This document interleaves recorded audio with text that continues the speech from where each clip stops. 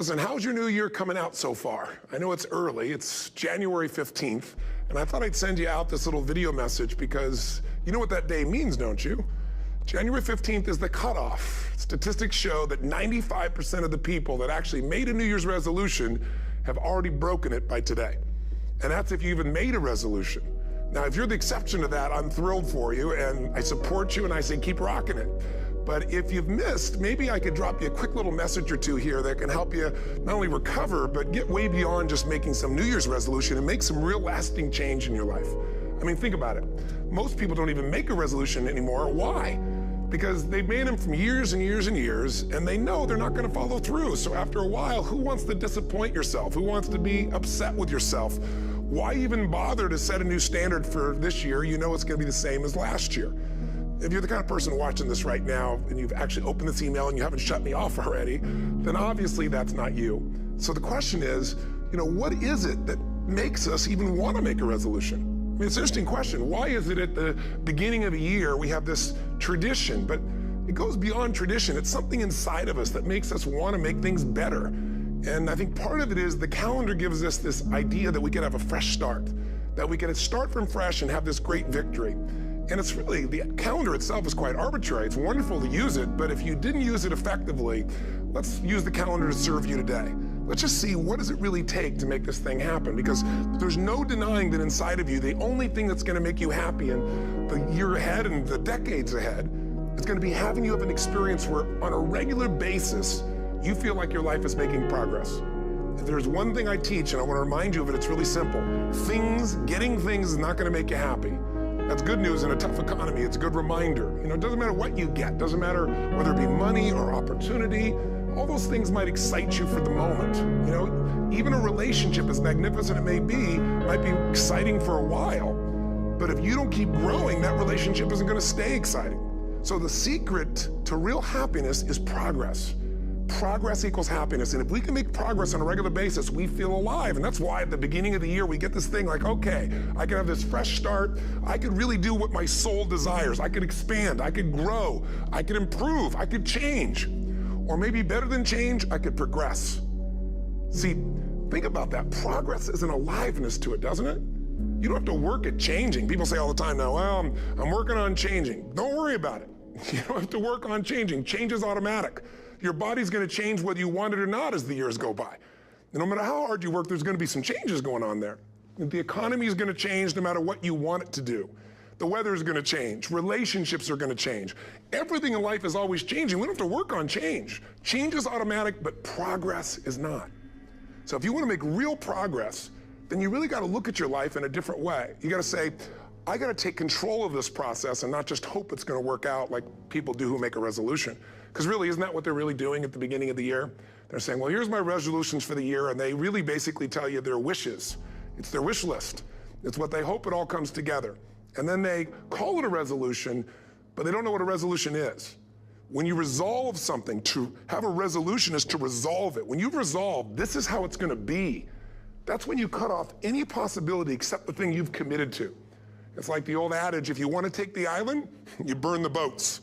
Because when you burn those boats, there's no going back. You're going to find a way to make things work. And most people, they're stating what they hope will come together, and if it doesn't happen, then they're disappointed, but they're not too disappointed because they're not too vested.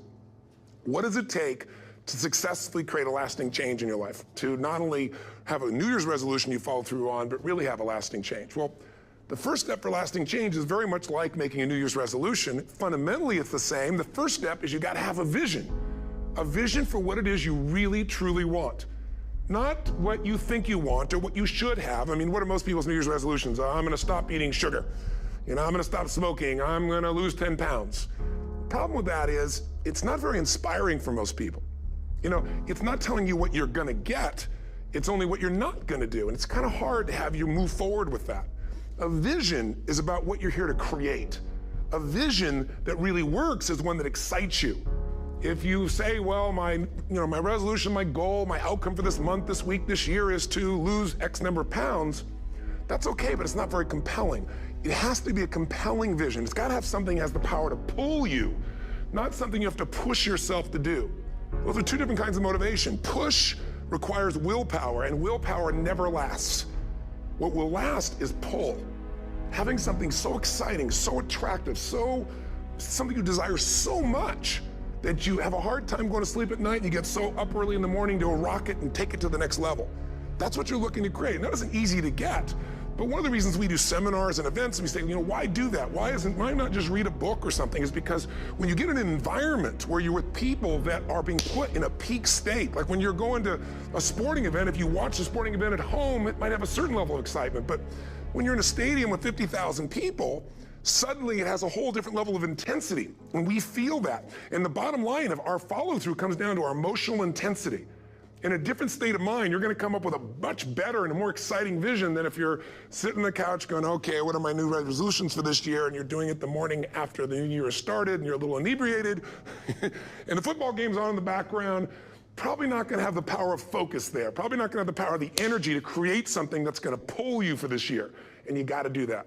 So it's got to be a vision that's compelling. Something that it's going to be a gift to make sure that it happens. And also, along with that compelling vision, you got to have strong enough reasons that you're going to follow through when the going gets tough. That's one of the biggest things missing for most people. They say, this is what I want to do. It's not very exciting. It's not very compelling. But most importantly, they don't have strong enough reasons to push themselves through what's going to be necessary to get that dream, to get that goal when the inevitable challenges come up. When you're starving, hungry, and you're trying to go on a diet, right? When you got no time and you're stressed out and you haven't worked out still, and that's what you're supposed to do. When the economy gets tight and what you thought you're going to do doesn't work, and so you give up on the goal instead of finding another way to get there. You don't let the fear take you over if you've got strong enough reasons. Those reasons can be positive, or those reasons can also be negative. They can be, if I don't do this, this is what's going to cost me. And if I do this, this is what I'm going to gain in my life. Reasons come first, answers come second. If you get a compelling vision and you got strong enough reasons that will push you through the tough times, you're going to do things other people don't do. Instead of collapsing, even if you get off target, you won't go, oh, I blew it. You'll get right back on target, make the change, make things happen. And I know you've done this in many areas of your life. Just think about it again. I'm not teaching you something really new here today. I just want to remind you of what your soul knows. You got to change, you got to improve, and you got to go through a simple process fundamentally to make that progress. First step, vision that's compelling. Second step, make sure that there's strong enough reasons to follow through. Third step, you got to review it and feel it every day. I mean, anything. Have you ever had this happen in your life? Has there been anything in your life that you've ever wanted so badly? You were so desirous of it. You had such a hunger for it that you couldn't stop thinking about it. Could have been a career move, could have been when you were a kid, a car, it could have been a relationship, it could have been anything, but you were obsessed. You wanted to make this happen. You wanted to attract this to your life. You just wanted something. And you didn't even know how to get it. But it was so compelling to you. You kept thinking about it every day, envisioning it, imagining it, feeling it. And then stuff happened. And suddenly you started to attract people or situations to your life, and it just came together. Like, you didn't even have a total plan. It was just that it was so a part of your focus with so much intensity and emotion so often that it sensitized you to notice anything that could get you there. There's a part of your brain called the reticular activating system. For short, we call it the RAS. That part of your brain determines what you notice in the world. And it's really important because when you set a goal, when you get really clear on a vision, there's strong enough reasons, and you review it enough, and it becomes a part of you, that part of your brain says, anything that relates to this, I need to notice. It's like, did you ever buy a certain kind of car or maybe a certain outfit, and suddenly you see that car everywhere, or those outfits everywhere? Well, you know, the cars were always around, but why do you see it now? Because your RAS knows this is important. This is part of my world now. Similarly, when you really get clear and it's compelling and you're reviewing it every day, you've got strong reasons, and you're reviewing it every day and you're feeling it, the brain becomes incredibly acute at noticing anything to get you to move forward. And so that's the power of this. So, you know, what do people do with a New Year's resolution? They come up with something they kind of want. It's not a compelling vision. They don't really have strong enough reasons, and they never review it again until to notice that they broke what they said they really want to make happen, because they didn't really resolve. If you resolve, you got the vision, it's compelling, you review it daily, and you feel it, you envision it, and you experience it. Simple as it sounds. Now, ultimately, what is this really about? Ultimately, if you're going to have lasting change in anything, you're really talking about just raising your standards. I mean, I always tell people, if you want to know how to change your life, I give it to you in 3 words, boring as it sounds: raise your standards. And what does that mean? Corny as it sounds. Raise your standards. Oh, thank you for the breakthrough thought, Tony. I'm glad I wasted my time watching this little email with you. But think about it. Lasting change is different than a goal. You don't always get your goals, but you always get your standards. Maybe it would help you is to think about it this way. I try to explain standards to people with a different set of words. Think of it as everybody in life gets their musts. They don't get their shoulds. Like, think about it. Most people have a list of shoulds, don't they? Don't you have a list of the shoulds, things you should do, you should follow through on? I should lose some weight, I should work out more, I should make more calls, I should respond more rapidly to my email, whatever, you know? I should get into the office earlier, I should be, more confident. Whatever your should list is, people love to have their should list be met, but it's kind of like New Year's resolutions. If it does, it's really exciting, but if it doesn't, which is most of the time, it's a little disappointing, but you kind of know it's not gonna happen. But when you decide something is a must for you, an absolute must, when you cut off any possible, you say, I'm gonna find the way, or I'm gonna make the way. Human beings, when they resolve things, and they make a real resolution inside themselves, which is they raise the standard, they make it a must, they find the way. Think about it in your own life. Haven't you had some area of your life where you raise your standard and your life has never been the same? Maybe at one time in your life you smoked cigarettes, or you did something and you did it for years and you kept trying to change it, and kept telling yourself, I should. And then one day something happened. Something just clicked you over. Something took you over that kind of tipping point. And inside yourself, you said, no more. And it was a very, very different experience, wasn't it? Something inside of you shifted. And what was a should became a must, and you've never gone back. Is there an area like that in your life you can think of? Again, did you ever smoke cigarettes? Did you ever eat a certain way, drink a certain form of alcohol, and then finally say no more, and you just don't go back? And notice this, it doesn't really take any willpower anymore. Because somewhere when we make this click, when we make something a must, we attach ourselves to it. It becomes part of our identity. And one thing I've learned in the last, 33 years of working with people from now over 100 countries, 4 million people, is human beings absolutely follow through on who they believe they are. If you said to me, well, I'm really gonna work hard to stop smoking, but I've been a smoker my whole life and I am a smoker.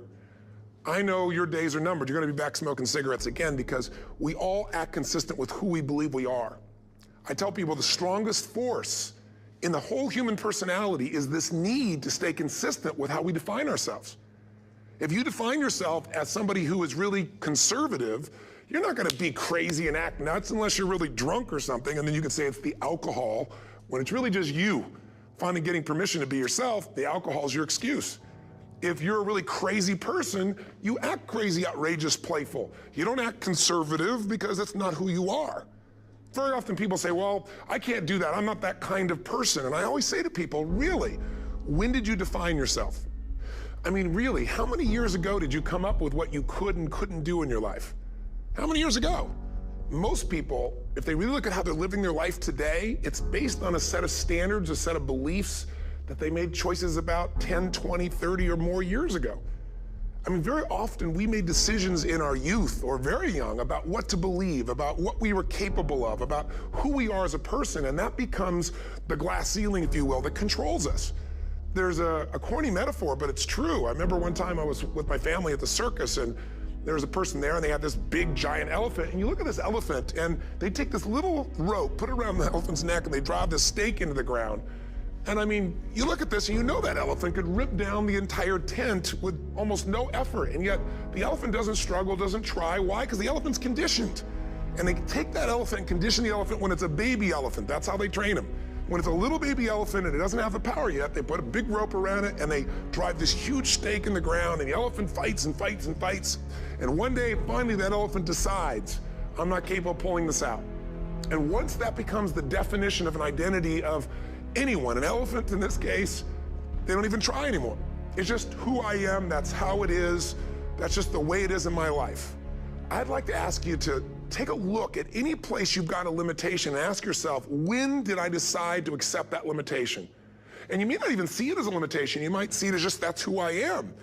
But so often in our lives, we've adapted to be a certain way so that we don't fail or so that people will like us or respect us, but it's not necessarily who we are. Joy comes when you're spontaneous. It's really hard to be truly happy when you're not being yourself. And most of us have no clue who we are. And so a big part of my work, if you've ever been to an event, you know, is to get people to do things spontaneously without thinking, because that's when the real you shows up. That's when the energy comes alive. And when you do that, when you start to connect to your true nature, suddenly there's energy available for you to set a higher standard for what you want in your life. That's what this is really all about. And when I talk about standards, when I talk about, shoulds versus musts, think about your own life. I know there have been areas in your life where some point in time you just shifted and you raised the standard and your life changed. Because whatever people have their identity attached to, they live. We live who we believe we are. That's just how it works. It's just kind of like, I'll give you an example. Look at your physical body. Your physical body today is an absolute reflection of only one thing, not your goals, not your desires, but your standards. The identity you have for yourself. If your standard is you're an athlete, then there's a certain amount of strength, a muscle tone, and energy that's available in your body on a regular basis because that's who you are. And so you do whatever is necessary to maintain that identity. Again, the strongest force in the human personality is this need to stay consistent with how we define ourselves. Because if you don't know who you are, you wouldn't know how to act. Once you lock in on that identity, your brain finds a way to keep you there. If you say, man, I'm overweight, I've always been overweight, I'm big boned, and that's the story you got, then you're gonna always find a way to get back there. That's your settling point. That's your identity. That's where things lock in. If you see somebody who's in really great shape, you ask them, do you work out? You know the answer. Yes, how often? And they'll tell you 3 times, 4 times, 5 times a week, whatever. In a seminar, I'll ask people, who here works out at least 5 days a week? And I'm stand up. And you look around that room, and you know that they work out 5 times a week because you can see their body. You don't just get a result without some kind of action, without some form of ritual. Ritual meaning actions you do consistently. Now, do you think those people that are out there working out 5 days a week, do they have more time than you do? Or I have, or anybody else? Of course not. Is their life less busy? Of course not. It's just a must for them. They must work out that way, and they've made that turn, their life changed. So I'm not saying you have to work out 5 days a week. I'm just saying whatever you really want, wants don't get met consistently. Standards do. Whatever you identify, this is who I am. And so it's not so much about changing your identity as there's expanding it. Deciding that, instead of your goal is to lose 10 pounds, which is not compelling, what if your vision was to get back to my fighting weight? This year, this month, this next 90 days, I'm gonna transform my body. I'm gonna take on a new challenge. I'm gonna find some technique or strategy, there's a million of them, that can reframe myself where I wanna feel younger, stronger, more vibrant than ever before. Here's my reasons, because I want the energy to really make my life work. Because it's tough out there, and I wanna be stronger than I've ever been before. I wanna go in front of the mirror, and if I'm naked, not, wanna laugh. I wanna look there and take a good look and go, yeah, I'm proud of whatever I see there. Whatever it takes, something's gonna make you laugh, smile, something that's gonna tease yourself, but something's gonna move you to another level. If you identify yourself in a new way and you own that every day, and that becomes the standard of how you live, you'll find the way to make that standard real. Money's the same way. Think about it, it doesn't matter what's happening, quote unquote, in the marketplace. People that make money find a way to make money no matter what, don't they? I mean, most people's standard is to pay their bills. So that's what most people find a way to do, even when economic times get tough. Most people, if that's their absolute standard, they find a way. Some people's standard is pay their bills most of the time. And so most of the time they do. Some people's standard is not just to pay their bills, but to take care of their family and maybe even some of their friends. And they find a way. In fact, some people may be in a family where they don't have enough money, they barely have money to pay their bills. They work their guts out. And then somebody, their mother, their father, somebody else, their sister gets ill, and there's not enough money to take care of it. Nobody else has money in the family. They don't either, but they find a way to get that money to take care of their mother or father, don't they? And pay their bills. They never could do it before. Why? The situation made them raise their own standard. And not everybody does that. Somebody else in the family might have money and still not take care of their mother. It all comes down to the inner game, my friends. Changing your life is a change in the inner game. The outside world you can't control, but you have absolute control over this one if you learn the dynamics of what shapes you. And identity is one of those simple, clear, fundamental basics that if you start to shift it, everything else will shift in your life as well.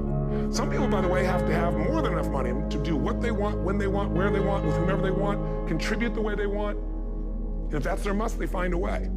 I know that sounds overly simplistic, but it's true.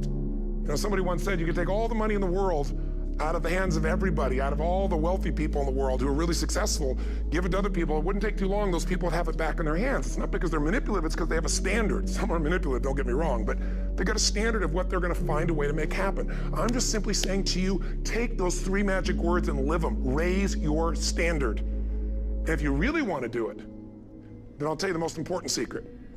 Have you ever done this? Have you ever told yourself you're raising your standard? Okay, I'm gonna go make this happen. I'm gonna go make this much money. I'm gonna transform my kids. I'm gonna create the ultimate relationship in my life. I'm gonna transform my body, whatever it is. And then you don't have strong enough reasons and you don't use it. You don't follow through. It's because you didn't back up your standards with what makes those standards real, and that's rituals. Rituals are where the power is. Whenever we do our Robbins results coaching, and we say Robbins equals results, the way we get results with people, it's the same way if you listen to my Ultimate Edge program, or back in the old days, Personal Power, or if you went to one of my seminars. You know what I do is I take these huge challenges you got and we break them down into little bite-sized steps. Little things you do each day that after you do them, you get so much momentum that it's easy to succeed. You're not overwhelmed. You have these victory day after day after day on little things. If you went through Ultimate Edge, I'm sure you learned about the hour of power, or the 15 minutes to be able to be fulfilled, or 30 minutes to thrive, where you literally just condition your body and emotion with a couple little rituals. So it doesn't matter what's going on in your world, you feel that strength, and it's not fake, it's not some pump up, it's coming from inside you, and it works. Rituals define us. See, all the results in your life are coming from your rituals. They start with a standard and then have rituals that follow it up. Like, for example, if you are where you want to be physically, you have very different rituals than if you're not where you want to be physically. If you're overweight, you and I both know you got a different ritual than if you're physically fit. Completely different. You get up in the morning, what's the first thing you do if you're fit? Your shoes are there, you roll over, doesn't matter how you feel, you put on your shoes, you lace them, you start walking, or whatever that ritual is. If you're overweight, you roll over and you have a very different ritual. You might roll over several times to turn the alarm clock off. You go in and get your mocha, smocha, whatever, special coffee. You stop by at Starbucks, whatever the case may be. You have your nice sugar muffin. It's supposed to be really nice for you. Whatever you do, it's a different ritual. If you have a great, passionate relationship, you have very different rituals in how you come home than if you have a lousy relationship. When you come home and the first thing you do is you're tweeting somebody, or you're emailing, or flipping on the news, or you don't even come home. And what are the rituals? Whenever I study people that are successful, what I look for is what's the standard they hold themselves to? And then what are all those little rituals that add up? Because think about it. Success and failure are not giant events. They don't just show up. You don't just suddenly become successful or suddenly have this cataclysmic event that makes you fail. It may look that way, but failure comes from all the little things. It's failure to make the call. It's failure to check the books. It's failure to say, I'm sorry. It's failure to push yourself to do things physically that you don't want to do. And all those little failures day after day come together until one day some cataclysmic event happens and you blame that. That event happened because you missed all the little stuff. Do you agree with me? And success, by the way, is not some overnight event. It's all these little things. Success is having a vision. Success is making it compelling. Success is really seeing it and feeling it every day with strong enough reasons. Success is feeling the sense that I'm here to grow and I'm here to give something to the world more than just myself. Success is caring about other people. Success is calling and saying, I love you in the middle of the day for no damn reason. Or sending a note. That'll change your relationship. Have a ritual of something funny, playful, or a surprise you do. How many relationships are dead today because they have no surprise rituals anymore? You need to have some rituals, some cool things you do that nobody else does that gives you a better life than anybody else has. All the little stuff, that's where success comes from. In business, it comes from delivering more than anybody could imagine. All those little things add up, people go, wow, that's who I want to do business with. It's true in any area of your life. So if you look at somebody who's really successful and you think, wow, I mean, they're so amazing, they're such a genius, you gotta dig underneath and you gotta remember something. People are rewarded in public for what they've practiced for years in private. Myself and my business people say, how do you get up and speak? And you have no notes and you go for 3 days and nights and the room is like, everybody's wired and it's incredible. It's like a rock concert. How do you do that? How do you get that confidence? Well, and it's not confidence, it's experience now. But I did so much behind the scenes and I still do to make things right. I mean, How many people would know that since the time I was 17 years old, before I walk on stage, still do to this day, wouldn't need to do it, but I still do it, I never walk out there without being in an absolute peak state of mind. You know, there are days my back is hurting, my throat is hurting, or I may have had a challenge, or my father passed away, and I've still got to deliver for these people because my standard is give my all every time. Every event has to be better. Talk to anybody who's been to our events for 5, 10 years, some of our trainers, and I'll say, I don't know how he does it. He always finds a way to make it better. That's not an ego thing. That's a standard in me. I have to find the way. And my ritual, though, is I prepare, I think, I gather new information, I figure out how to put something across better. What do people need? I spend time with our customers. I see what's going on. And before I get on stage each time, I have this little ritual to put myself in a state of mind. And I did it starting like 17 years old. I started doing it. I'd say, I now command my subconscious mind. And I say this out loud several times, this little phrase, set of phrases, as an incantation to kind of condition my mind and body. And I'd say, I now command my subconscious mind to direct me in helping as many people as possible today by giving me the strength and the emotion and the humor and the brevity, whatever it takes to show this person and help this person change their life now. And I started that with a person when I worked with people one-on-one, and I would do that for 45 minutes driving in my Volkswagen to go serve and coach somebody for the first time. Now I don't say that person, I say these people, and I can go out in a room of 10,000 people and deliver for 50 hours, and I do it every time I come back on stage. It's a ritual to go into peak state. Peak states don't just show up, they don't interrupt you. Great ideas don't interrupt you, you gotta pursue them. I talked to Michael Jordan, I'll never forget, at the peak of his career, and got to watch his final game, saw him backstage and spent some time with him, and it was a pretty exciting time. He was the greatest basketball player I think that ever lived and has ever lived. And I asked him, I said, you know, what sets you apart, Michael?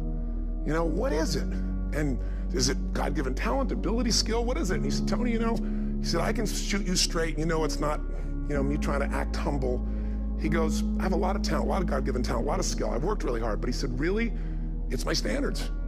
He said, every day I demand more from myself than anybody else could humanly expect. I'm not competing with somebody else. I'm competing with what I'm capable of. Magic formula. Because most of us lower our standards. Why?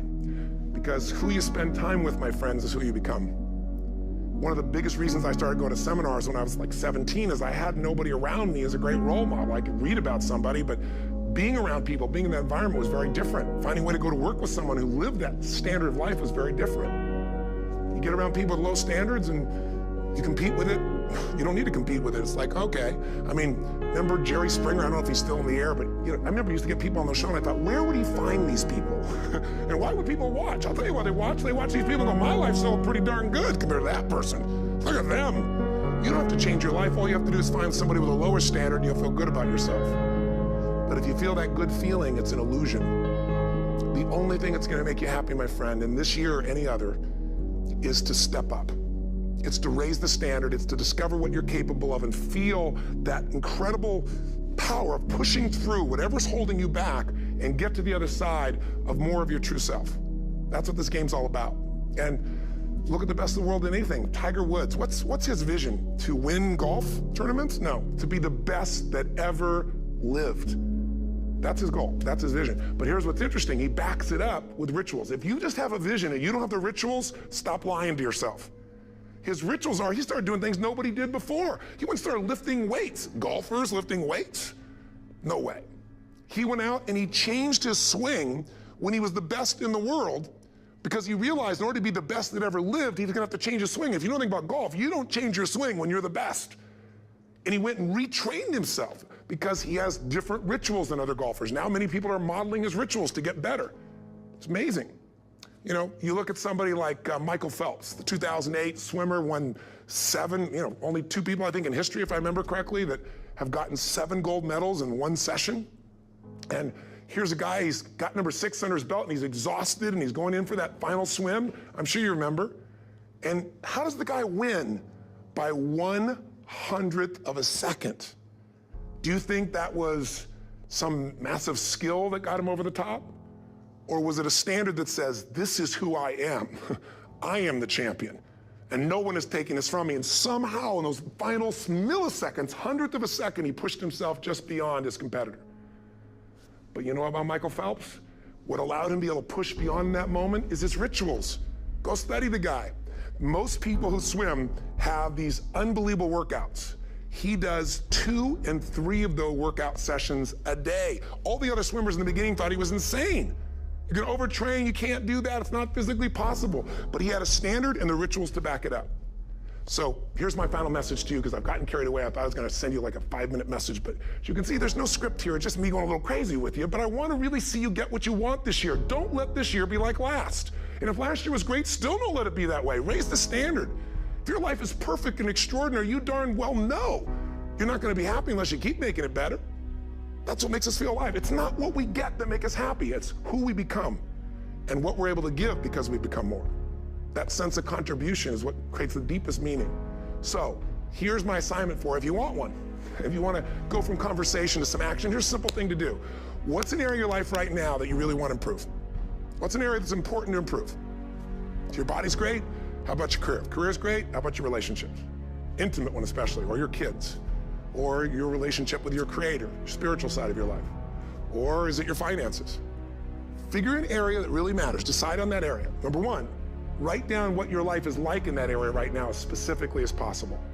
So you might say, well, I'm 13.5 pounds overweight, whatever the weight is, whatever the situation is, or my body fat's like this, or I wake up exhausted in the morning, and you write the truth of where you are right now.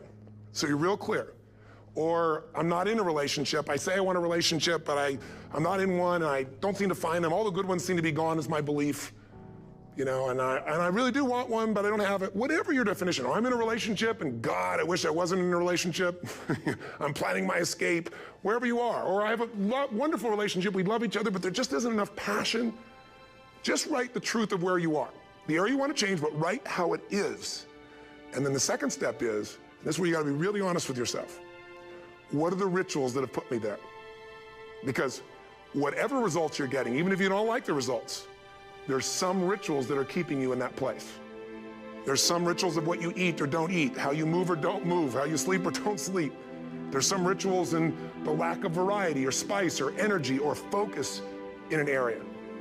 There's something you're doing, and it's usually not one thing, it's a bunch of little things that you kind of do consistently whenever you think about getting in a relationship, whenever you think about working out, whenever you think about money.